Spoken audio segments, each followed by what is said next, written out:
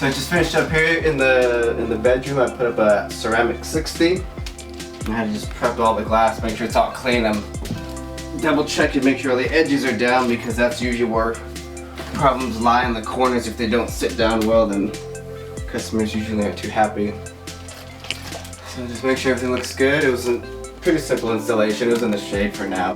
This is good for reducing all the UV. It's a light film, as you can tell. You can hardly tell it's up, so it mainly protects all the furniture and the blankets from getting the UV fading and damage. So that's what this is, and it allows a lot of visibility so you don't lose any views. We do this kind of film a lot for beachfront houses because they want to see the ocean.